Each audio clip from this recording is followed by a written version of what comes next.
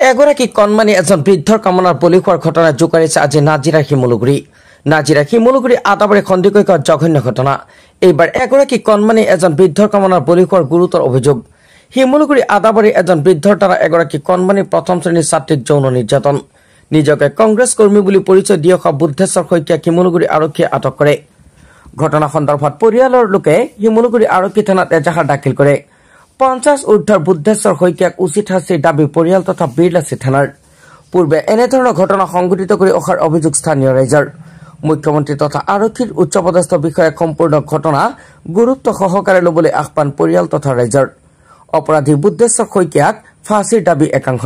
অতি লজ্জাজনক বিষয় যে 1059 নং ৰূপহী প্ৰাথমিক বিদ্যালয়ৰ এগৰাকী ছাত্ৰী কণমানি ছাত্ৰী ওচৰৰে 1 তাৰিখৰ দিনা তেওঁলোক বিদ্যালয় ছুটি হোৱাৰ পিছত তেওঁলোকে ছুটি হোৱাৰ পিছত তেওঁলোকে ঘৰলৈ যোৱাৰ সময়ত এটা সৰু ল'ৰাও আছিলে লগত। বুদ্ধেশ্বৰ শইকীয়া নামৰ এজন মানুহে তেওঁলোকক কিছুমান প্ৰলোভন দি পিনি বগৰী খামা বা কিবা মৰ্টন দিম বুলি মাতি নি তেওঁলোকক ৰাস্তাৰ কাষলৈ নি পিনি সৰু ল'ৰাটোক ৰাস্তাৰ কাষত গছত বান্ধি সৰু ছোৱালীজনীক এক অকণমানমণিক যৌন নিৰ্যাতন চলাই তেওঁলোকে ভয়তে কিন্তু কোৱা নাছিলে কথাখিনি কোৱা নাছিলে। তাৰপিছত যেতিয়া তেওঁলোকে স্কুললৈ অহাৰ পিছত তেতিয়া তেওঁলোকক প্ৰধান শিক্ষয়িত্ৰী বাইদেৱে তেওঁলোকক সোধে কথাবিলাক। তেতিয়া তেওঁলোকে কথাখিনি অৱগত কৰে যে আমাক এনেকৈ কৈছিলে।